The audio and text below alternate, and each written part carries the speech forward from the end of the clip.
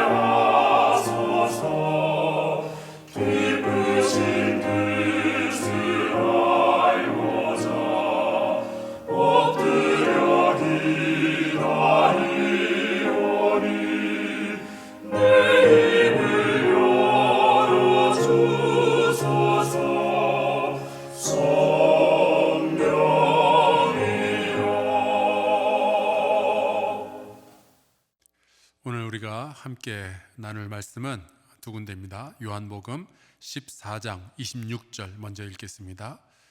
보혜사 곧 아버지께서 내 이름으로 보내실 성령 그가 너에게 모든 것을 가르치고 내가 너에게 말한 모든 것을 생각나게 하리라. 한 군데 더 보겠습니다. 요한복음 16장 13절입니다. 제가 받들어서 읽겠습니다. 그러나 진리의 성령이 오시면 그가 너희를 모든 진리 가운데로 인도하시리니 그가 스스로 말하지 않고 오직 들은 것을 말하며 장래일을 너에게 알리시리라. 아멘. 우리 함께 기도하고 말씀 나누겠습니다. 하나님 아버지, 우리의 연약함과 불안점을 아시면서도 오래 참으시며 여전히 사랑을 베풀어 주셔서 감사합니다. 오직 인간을 죄악에서 구원하시기 위해 모든 고통을 받으신 주님을 기억하며 이 사순절의 기간을 가장 향기롭게 보내는 우리 사랑하는 성도들에게 주여 은혜를 베풀어 주옵소서. 건강하게 하시고 가정에서 평화롭게 하여 주옵소서. 이 시간에 감사의 고백을 담아드리는 귀한 예물이 있는데 주님 받아주시고 우리의 삶으로부터 악의 권세를 물리쳐 주시옵소서. 험한 세상에서 능력 있는 그리스도인으로서 당당히 살아가게 하여 주시고 주님께서 주시는 기쁨으로 즐거워하게 하여 주옵소서. 성령을 사모하는 영혼에게 주의 영을 부어주사 삶이 바뀌고 세상이 바뀌는 역사가 있게 하여 주옵소서. 예수 그리스도의 이름으로 기도하옵나이다. 아멘. 요즘 뉴스를 보면은 교회가 여기저기에서 참 많은 비난을 받고 있습니다.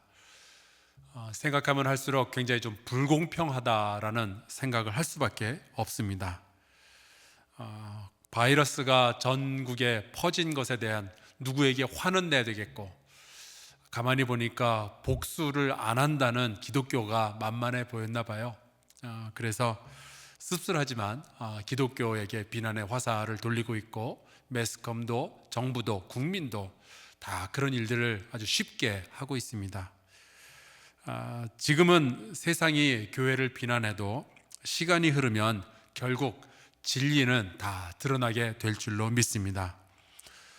우리는 모이는 대신에 흩어져서 예배 드리는 것을 선택했지만, 나중에라도 모여서 예배 드린 교회와 흩어져서 예배 드린 교회들이 서로 당신이 옳다, 내가 옳다, 뭐 이런 식으로 싸우면은 정말 안 될 것 같아요.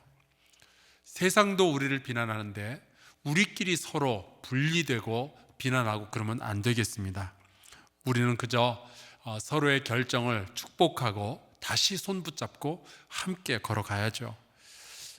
우리 교회의 연합을 위해서 여러분 모두 함께 기도해 주시기를 부탁합니다. 이렇게 어려운 시기에 이웃을 돕기 위해서 마음의 문을 활짝 열어주신 두 가정이 있습니다. 김상숙 권사님, 김왕순 성도, 황국희 권사님, 김병표, 김병석 가정, 그리고 한동희 집사님, 이현정 권사님, 한지원, 한예원, 한선우 두 가정입니다. 한사랑교회는 코로나19 감염병이 예상보다 오래 지속되고 있기 때문에 아무래도 3월 한 달이 아니라 4월 달에도 우리 한사랑교회가 작은 교회들을 지원해야 되겠다라는 생각을 하고 있습니다. 그래서 오늘부터 드려지는 이 헌금으로는요 4월 달 월세를 지원하도록 하겠습니다. 주께서 기억하시고 마음의 문을 활짝 열어주신 이 가정들에게 큰 복을 더해 주시기를 바랍니다. 제가 참 존경하는 존 스토트 목사님께서 이런 이야기를 하셨어요. 그리스도께서는 교회를 세상에 보내시기 전에 성령을 교회에 보내주셨습니다. 이 순서는 오늘날에도 같아야 합니다. 참 말씀을 잘하신 것 같아요. 여러분, 교회가 세상에서 빛이 되기 위해서는요 무조건 세상으로 나가면 안 됩니다. 먼저 성령께서 교회에 와 주셔야 되는 거죠. 우리 안에서 성령께서 능력으로 역사해 주셔야 그 다음에 우리가 나가서 빛이 될 수가 있습니다.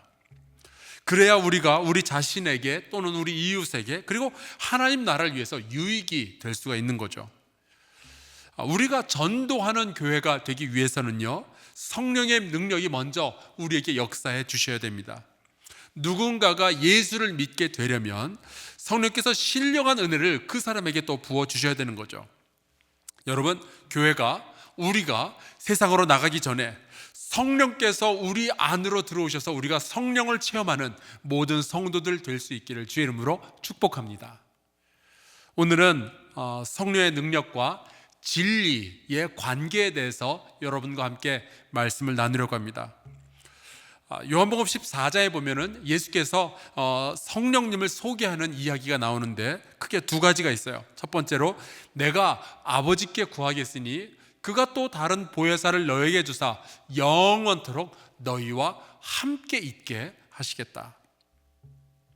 여러분, 이 짧은 한 구절 속에서 우리는 삼위일체 하나님의 비밀을 보게 됩니다. 성자 예수님은 우리의 죄를 위하여서 대신 죽으실 뿐만이 아니라 우리를 위해서 성부 하나님께 기도하며 간구하시는 거예요. 성부 하나님은 성자 예수님만 우리에게 주신 것이 아니라 성령님을 또 우리에게 보내주시죠. 그리고 성령님께서는요 성자 예수님의 기도에 의하여 또 성부 하나님의 보내심에 의하여 우리와 영원히 함께 하시는 분이십니다. 그런데 여러분, 부부가 사랑을 깊게 해도 그렇게 함께 살아도 60년 이상 함께 살기가 그렇게 쉽지 않습니다. 결혼해서 살다가 중간에 헤어지는 부부들도 있고요. 남편이나 혹은 아내가 먼저 세상을 떠나기도 하잖아요. 그런데 여러분, 성령님은 우리와 영원히 함께 하신답니다. 여러분, 사람은요, 아무리 좋아해도 항상 함께 있는 것이 늘 좋지만은 않습니다. 회사 사장님이 열심히 일한다고 늘 회사 사무실에만 붙어 있고 그러면 안 되죠. 가끔 회사 바깥으로 나가줘야 직원들이, 함께 일하는 직원들이 숨통이 트이죠. 그래서 담임 목사로서 섬기는 저는 맨날 교회만 붙어 있는 것이 아니라 신방도 가고 가끔 외국도 나가고 다른 곳으로 집회를 가기도 하고 그러는 거예요. 그래야 우리 부목사님들, 우리 전도사님들이 창조적인 시간도 갖고 그렇게 되는 거죠. 담임 목사는 다 계획이 있는 거예요. 그리고 아무리 사랑하고 좋아도요, 늘 같이 있는 것이 항상 지혜롭지만은 또 않습니다. 예전에 한번 나눈 말씀인데, 한 번은 제 아내가 여러 가지로 좀 신경 쓸 일들이 굉장히 많은 때가 있었어요. 그래서 제가 제안을 했습니다. 내가 애를 데리고 있을 테니까 머리도 식힐 겸 당신 혼자 훌쩍도 안 하고 여행 좀 하고 돌아와라. 그랬더니 제 아내가 저한테 그러는 거예요. 내가 집에 혼자 있을 테니 당신이 애를 데리고 좀 나가달라. 여러분, 성령님은 우리와 영원토록 함께 하시는데, 그 성령께서 우리와 함께 하시는 그 모든 시간은 우리에게 늘 유익이 될 줄로 믿습니다. 자, 그렇다면은 함께 하시는 그 성령님은 우리와 함께 계실 때 무슨 일을 하시는 걸까요? 우리가 그동안 여러 가지 성령께서 하시는 일에 대해서 말씀을 나누었는데, 오늘 우리가 읽은 이 말씀에 보면은 예수께서 이렇게 말씀하십니다. 보혜사, 곧 아버지께서 내 이름으로 보내실 성령, 그가 너희에게 모든 것을 가르치고 내가 너희에게 말한 모든 것을 생각나게 하리라. 아멘. 성령께서 우리와 함께 계시면서 하시는 일들 가운데 가장 중요한 것 하나를 꼽는다면 우리를 가르치시는 거예요. 우리에게 예수님의 말씀을 생각나도록 해 주시는 겁니다. 성령에 대해서 우리가 배우고 있는데요, 이 말씀이 정말 중요한 것은 한국교회에 너무나도 많은 분들이 이 부분을 간과하고 있어요. 며칠 전에 말씀드렸던 것처럼 성령의 능력은 우리로 하여금 성경의 말씀으로부터 떠나도록 만드는 것이 아니라 오히려 성경 안으로 더 깊이 들어가도록 하는 겁니다. 성령을 받았을 때 우리가 비로소 주의 말씀에서 풀려나는 것이 아니라 오히려 주님의 말씀에 더욱 단단하게 묶이게 되는 거죠. 우리 한사랑교회에 정말 감사한 것은 자꾸만 성경 공부하는 모임들이 늘어나고 있습니다. 이런 현상을 보고 어떤 분이 저한테 그런 말씀을 하신 적이 있어요. 목사님, 우리가 성경 공부만 하지 말고 기도하고 성령 받아야 되는 거 아니냐고. 성령의 역사에 대해서 참 심각한 오해를 가지고 계시는 겁니다. 여러분, 성령 받는 것 따로 있고 성경 공부하는 것 따로 있고, 여러분, 그런 일은 벌어지지 않습니다. 왜냐하면 성령님은 진리의 영이시거든요. 성령께서 하시는 일이 가르치시는 일이시고요, 성령께서 하시는 일이 예수님의 말씀을 생각나도록 하는 겁니다. 그렇다면 왜 한사랑교회에 자꾸만 성경 공부하는 일들이 이렇게 일어나고 있을까? 왜 그럴 것 같으세요? 여러분, 성령께서 우리 교회 안에서 강력하게 역사하고 계시는 줄로 믿습니다. 성령께서 하시는 일은 우리가 언제, 어디서, 어떤 상황 속에서도 예수님의 말씀이 번쩍번쩍 생각나도록 하는 거예요. 만약에 여러분이 어떤 상황을 봤을 때 갑자기 예수님의 말씀이 생각난다면 성령께서 지금 역사하고 계시는 겁니다. 요즘 정부나 이게 매스컴이 기독교를 계속 이제 공격을 하고 있는데, 그걸 보면은 제가 성경에 나오는 본디오 빌라도가 생각이 나요. 폭동이 일어날까봐 밀란을 잠재우기 위해서 빌라도가 예수님을 십자가에 못 박도록 내주죠. 그런 것처럼 비슷하게 코로나19로 성난 백성에게 교회를 십자가에 못 박으라고 내어주는 것 같아요. 그런 모습을 보면 저도 그냥 욱하고 속에서 좀 치밀어 오르는 게 있죠.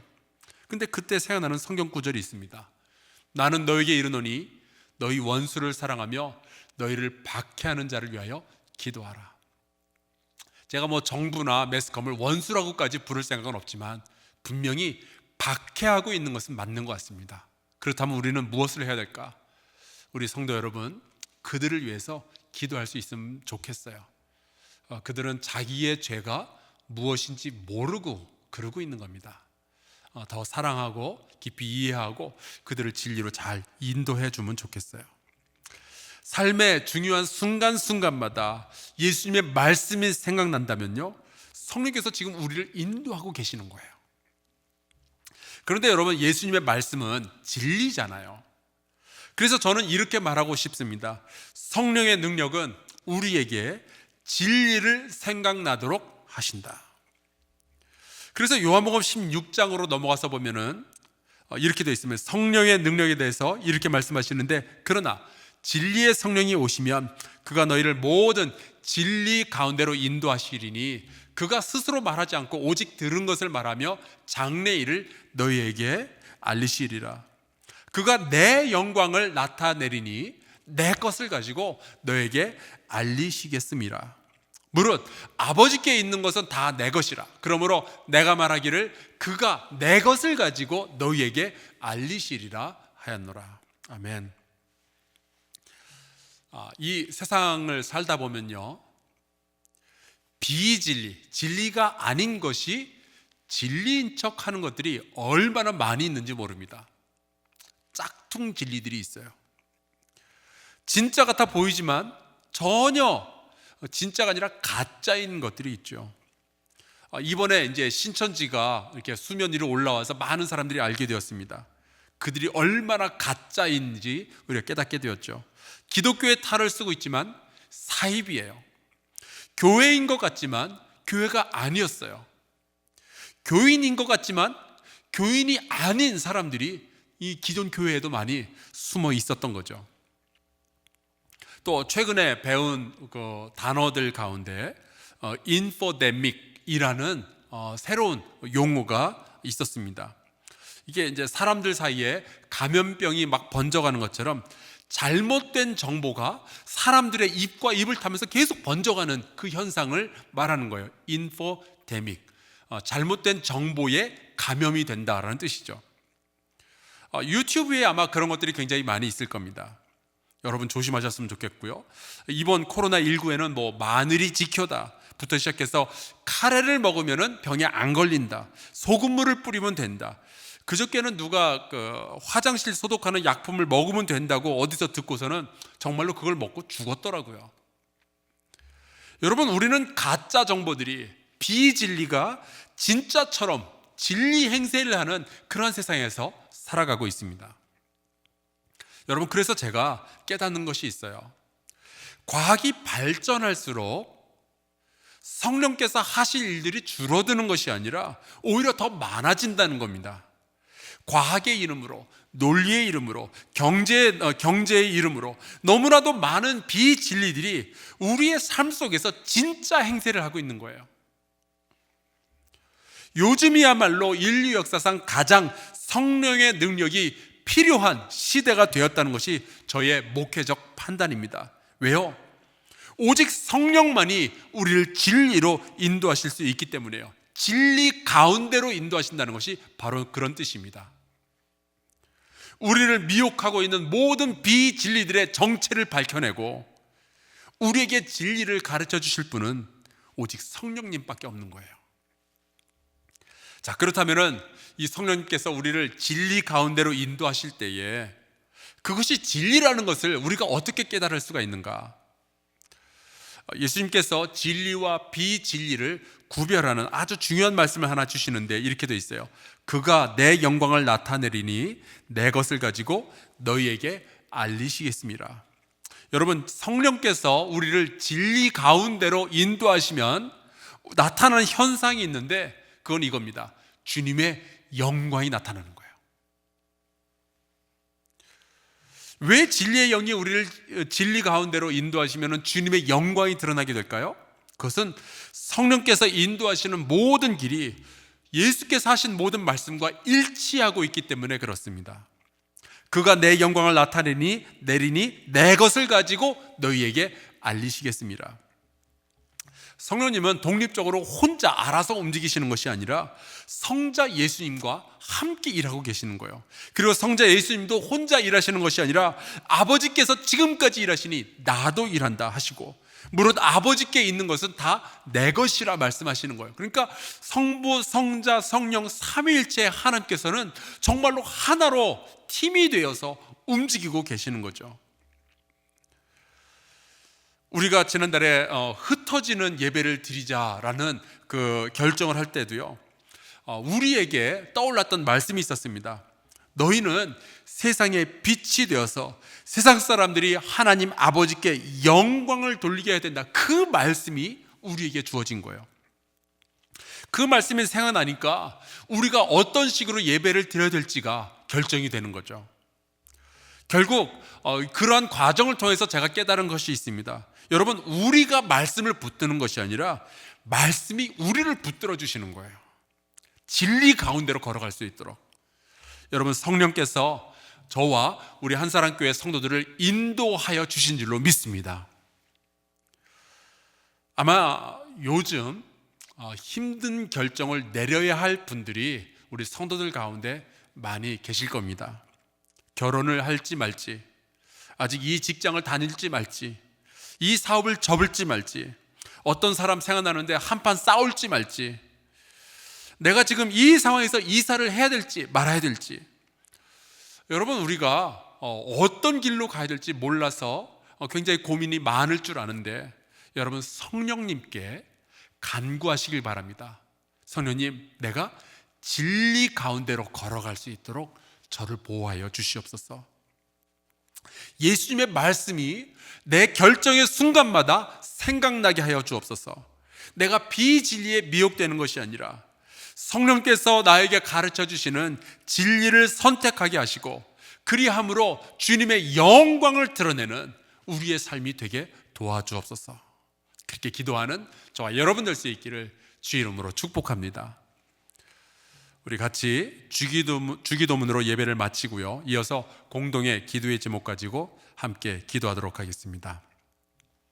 하늘에 계신 우리 아버지여, 이름이 거룩히 여김을 받으시오며 나라가 임하시오며 뜻이 하늘에서 이루어진 것 같이 땅에서도 이루어지이다. 오늘 우리에게 일용할 양식을 주시옵고, 우리가 우리에게 죄 지은 자를 사하여 준 것 같이 우리 죄를 사하여 주시옵고, 우리를 시험에 들게 하지 마시옵고 다만 악에서 구하시옵소서. 나라와 권세와 영광이 아버지께 영원히 있사옵나이다. 아멘.